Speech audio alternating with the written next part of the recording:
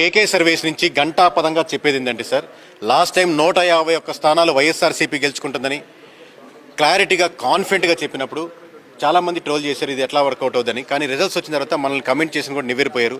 ఈసారి అదే గంటాపదంగా టీడీపీ పోటీ చేసినటువంటి 144 స్థానాల్లో ఖచ్చితంగా 133 స్థానాలు గెలుచుకుందానికి ఆస్కారం ఉంది.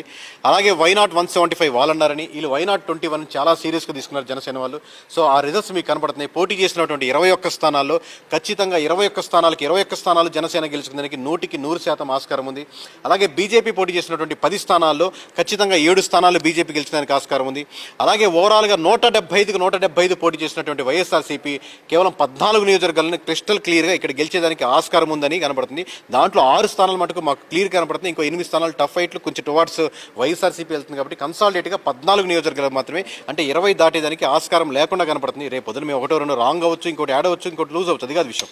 కానీ ఓవరాల్గా 20 లోపల వస్తుందంటే 151 స్థానాలు గెలుచుకున్నటువంటిది 175 స్థానాల్లో పోటీ చేసి 20 స్థానాల్లో లోపు పడిపోతుందంటే, సో ఆబ్వియస్గా ప్రజలు most of the percentage 15 to 20% వరకు కూటమి వైపు మొగ్గారనేది మనకు క్రిస్టల్ క్లియర్ కనపడుతుంది.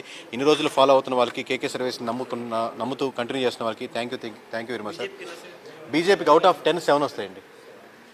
ఎక్కువ అంటే వృద్ధుల ఓట్స్ అన్ని కూడా జగన్కే పడతాయి అంటున్నారు. అంటే ఎవరు ఓట్స్ ఎక్కువ ఇట్ సైడ్ వెళ్ళే అవకాశం ఉండదండి. ఆ నియోజకవర్గ పరిస్థితులను బట్టి వృద్ధులంతా ఒక మొత్తం విజయవాడలో అలా ఉండదండి.